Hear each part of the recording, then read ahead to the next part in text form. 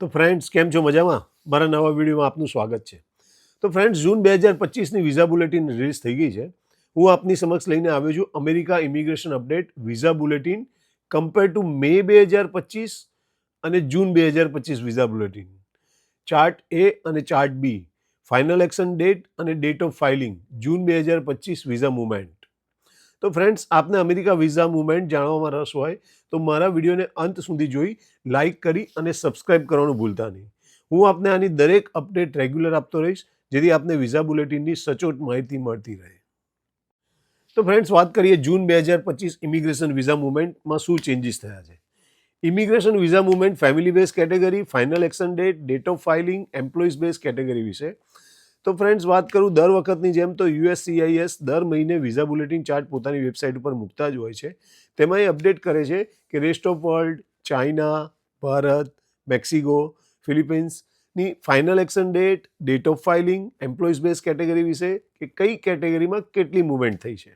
એમની વેબસાઇટ ઉપર આપેલી માહિતી અનુસાર આપણે અહીંયા એક ચાર્ટ બનાવી તમારી સમક્ષ રજૂ કરીએ છીએ કે તેમાં લેફ્ટ સાઈડ મે મહિનાની અને રાઇટ સાઈડમાં જૂન મહિનાની ઇમિગ્રેશન વિઝા મુવમેન્ટ ની અલગ અલગ કન્ટ્રી વાઇઝ તેની ફાઇનલ એક્શન ડેટ અને ડેટ ઓફ ફાઇલિંગ અને કેટલા મહિનાની મૂવમેન્ટ થઈ છે તે વિગત અને અત્યારે કરંટમાં કઈ ડેટ ચાલી રહી છે આ બધી વિગત આ ચાર્ટમાં શો કરે છે. તો તે ચાર્ટ ઓન સ્ક્રીન આપ જોઈ શકો છો. તો ફ્રેન્ડ્સ વાત કરીએ ફાઇનલ એક્શન ડેટ વિશે. તો ફાઇનલ એક્શન ડેટમાં F1 કેટેગરીમાં રેસ્ટ ઓફ વર્લ્ડ, ચાઇના અને ભારતમાં ફાઇનલ એક્શન ડેટમાં F1 કેટેગરીમાં 85 દિવસ 85 દિવસની મૂવમેન્ટ જોવા મળી છે. જ્યારે ફાઇનલ એક્શન ડેટ F1 કેટેગરીમાં મેક્સિકો અને ફિલિપાઇન્સમાં કોઈ પણ મૂવમેન્ટ જોવા મળી નથી. હવે વાત કરીએ ફાઇનલ એક્શન ડેટમાં F2A કેટેગરીમાં. તો F2A કેટેગરીમાં rest of world, China, Bharat, Mexico અને ફિલિપાઇન્સમાં કોઈ પણ પ્રકારની મૂવમેન્ટ દોસ્તો જોવા મળી નથી. હવે વાત કરીએ ફાઇનલ એક્શન ડેટ વિશે. તો ફાઇનલ એક્શન ડેટમાં F2B કેટેગરીમાં. તો F2B કેટેગરીમાં રેસ્ટ ઓફ વર્લ્ડ, ચાઇના અને ભારતમાં ફાઇનલ એક્શન ડેટમાં F2 કેટેગરીમાં 63 દિવસની મૂવમેન્ટ જોવા મળી છે દોસ્તો.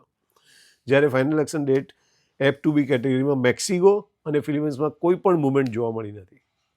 હવે વાત કરીએ ફાઇનલ એક્શન ડેટ વિશે. તો ફાઇનલ એક્શન ડેટમાં F3 કેટેગરીમાં.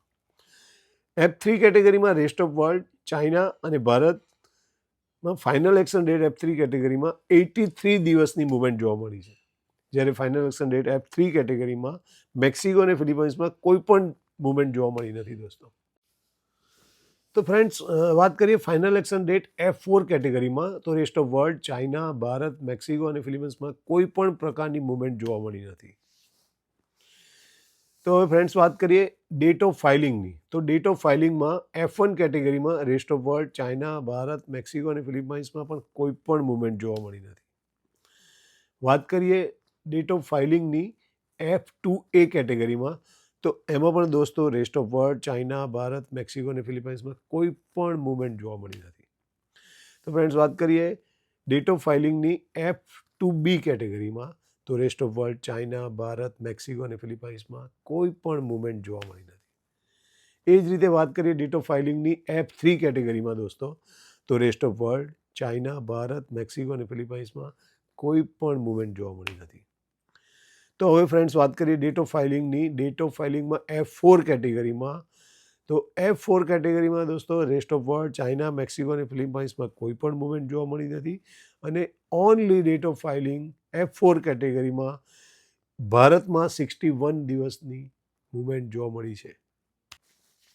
તો આ જ પ્રમાણે એમ્પ્લોય બેઝ કેટેગરીમાં મૂવમેન્ટ જોવા મળી છે. આપ એમ્પ્લોઈઝ બેઝ કેટેગરી પણ સ્ક્રીન ઉપર આપ આપેલ ચાર્ટમાં જોઈ શકો છો. તો ફ્રેન્ડ છેલ્લા 2-3 મહિનાના વિઝા બુલેટિનમાં એ માર્ક કર્યું કે વિઝા એમ્બેસી દર મહિને અલગ અલગ કેટેગરીમાં મૂવમેન્ટ કરે છે. એટલે દરેક કેટેગરીમાં કામ કરી મૂવમેન્ટ કરે છે. આશા રાખીએ કે આવતા મહિને તમારી કેટેગરી પણ આગળ વધે. તો ફરી મળીશું એક નવા વિડીયો સાથે. Good bye.